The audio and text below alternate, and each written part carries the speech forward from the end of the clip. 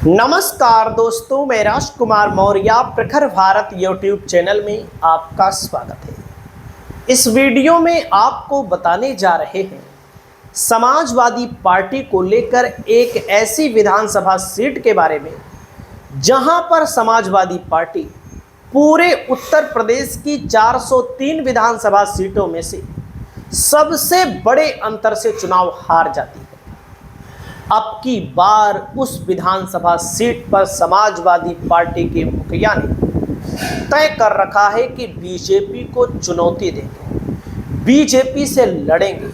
क्योंकि दोस्तों ऐसी तमाम सीटें हैं उत्तर प्रदेश में जहां पर समाजवादी पार्टी का गढ़ कहा जाता है और बीजेपी ने कई गढ़ों में समाजवादी पार्टी को हराया है। तो समाजवादी पार्टी के मुखिया ने जब लोकसभा का चुनाव तिकड़म से लड़ा, जुगाड़ से लड़ा, तो सफलता मिली अयोध्या जैसी सीट पर। आपने देखा होगा कुछ सीटें ऐसी हैं जहां पर सपा कभी नहीं जीती थी, जीत गई। तो दोस्तों आप सभी साथियों को यहां पर देखना चाहिए कि सीट का नाम क्या है और यहां पर बृजभूषण शरण सिंह की एंट्री होने वाली है। अभी आपने सुना होगा योगी ने कहा था हनुमानगढ़ी में नमाज पढ़ी जाती थी सपा की सरकार में, लेकिन बृजभूषण शरण सिंह सामने आए और उन्होंने योगी जी की इस झूठी बात को काउंटर कर दिया।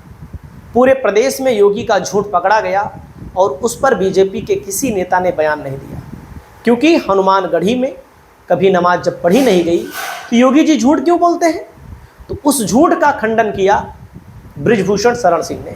आप इनको अच्छा माने बुरा माने, लेकिन मैं तो समझता हूं कि उत्तर प्रदेश में अगर कोई नेता है सत्य को सत्य और असत्य को असत्य कह सकता है, बीजेपी में वो है बृजभूषण शरण सिंह। इसके अलावा कोई दूसरा नेता नहीं है, सब दबे हुए हैं।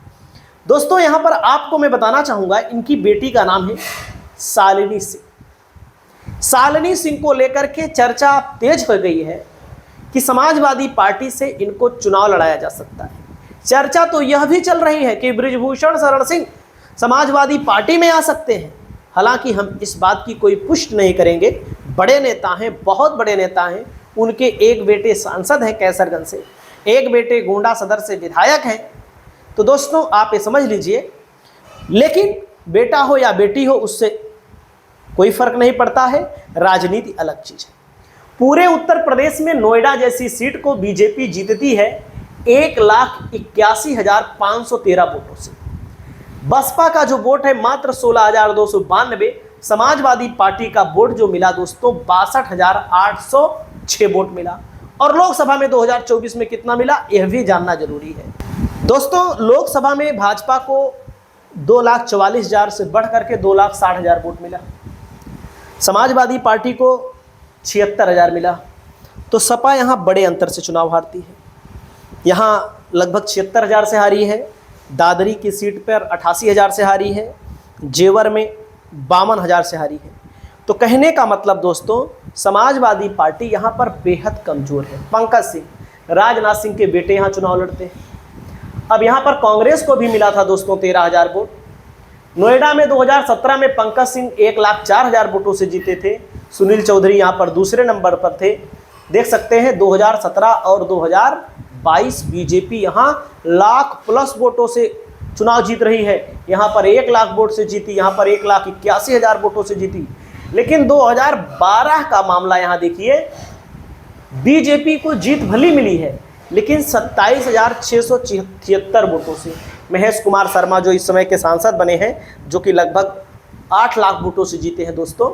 तो आप लोग देख सकते हैं यहाँ पर समाजवादी पार्टी तब तीसरे नंबर पर थी। सुनील चौधरी यहाँ पर 3 बार चुनाव हार चुके हैं दोस्तों। जब 3 बार सुनील चौधरी चुनाव हार चुके हैं, बीजेपी 4 बार जीत चुकी है, तो यहाँ पर चर्चा है कि यूपी विधानसभा चुनाव में बाहुबली बृजभूषण शरण सिंह की बेटी शालिनी सिंह को चुनाव यहाँ पर समाजवादी पार्टी लड़ा सकती है।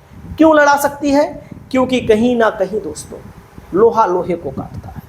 मजबूत ताकतवर प्रत्याशी के सामने मजबूत ताकतवर प्रत्याशी देना जरूरी होता है। तो क्या बृजभूषण शरण सिंह की बेटी शालिनी सिंह यहाँ बीजेपी को हरा सकती है?